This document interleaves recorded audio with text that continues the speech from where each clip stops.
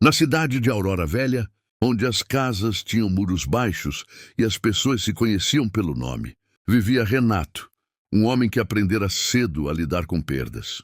Não porque quisesse, mas porque a vida insistira em lhe mostrar, repetidas vezes, que os caminhos raramente seguem como planejamos. Renato crescera, observando o pai, sair de casa antes do amanhecer para trabalhar em uma pequena marcenaria. O cheiro de madeira cortada fazia parte de suas lembranças mais antigas. Seu pai, Osvaldo, era um homem silencioso, dedicado e acreditava que o trabalho honesto sempre encontraria reconhecimento. Renato cresceu acreditando nisso também. Quando jovem, Renato sonhava em expandir o negócio da família. Imaginava uma oficina maior, máquinas novas, funcionários aprendendo o ofício. Estudou administração à noite, trabalhou durante o dia e guardou cada centavo com cuidado. Seu desejo não era riqueza, mas continuidade. Queria honrar o esforço do pai. Após anos de preparo, decidiu dar o passo que parecia inevitável. Fez um empréstimo, alugou um galpão maior e comprou equipamentos modernos. Nos primeiros meses, tudo parecia confirmar que havia tomado a decisão certa. Os pedidos aumentaram, o nome da marcenaria começou a circular além de Aurora Velha e Renato sentia que estava finalmente no caminho do crescimento. Mas a vida, como sempre, tinha seus próprios planos. Uma crise econômica atingiu a região de forma inesperada. Clientes cancelaram encomendas, pagamentos atrasaram, custos aumentaram. Renato tentou manter o negócio funcionando, acreditando que era apenas uma fase. Trabalhava mais horas, reduzia despesas, negociava prazos. Ainda assim, os números não fechavam. A pressão começou a pesar. Renato passou a ter noites sem dormir, dias de irritação e uma sensação constante de fracasso. Ele havia prometido ao pai que faria o negócio crescer. E agora sentia que estava levando tudo à ruína.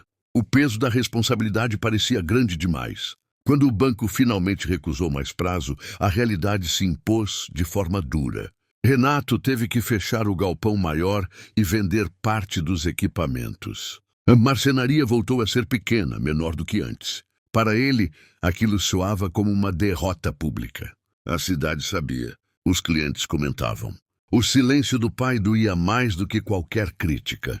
Por um tempo, Renato se afastou do negócio. Arrumou um emprego simples em uma loja de materiais de construção. Não era o que sonhara, mas precisava pagar as contas. Todos os dias, ao passar em frente ao antigo galpão, sentia um aperto no peito.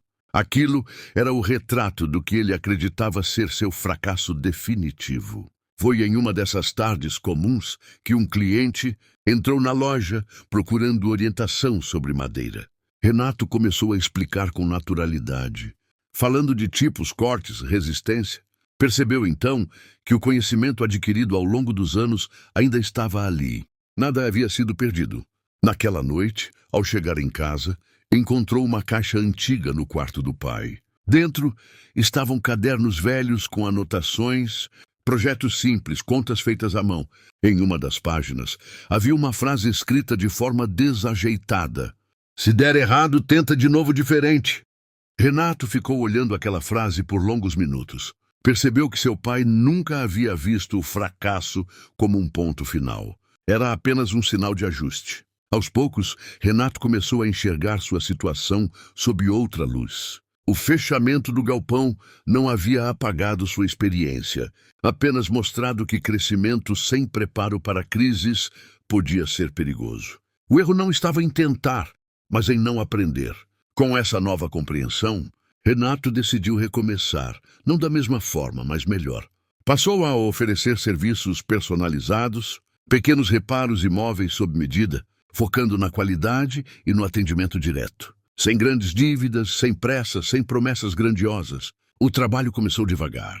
Um cliente indicava outro. A confiança, construída com cuidado, voltou a crescer. Renato passou a perceber algo importante. Agora ele trabalhava com mais sabedoria, menos ansiedade e mais atenção aos detalhes. O fracasso anterior havia sido um professor exigente, mas eficiente. Anos depois, a marcenaria não era enorme, mas era sólida. Renato tinha controle das finanças, conhecia seus limites e respeitava os ciclos do mercado. Mais do que isso, sentia-se em paz com sua trajetória. Não precisava provar nada a ninguém.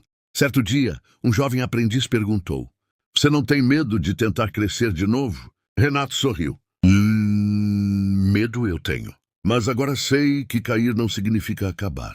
Significa aprender onde apoiar melhor os pés. Ao fechar a oficina naquela tarde, Renato percebeu que sua maior vitória não estava no tamanho do negócio, mas na transformação interior. O fracasso que um dia o envergonhara havia, na verdade, preparado o terreno para um sucesso mais consciente.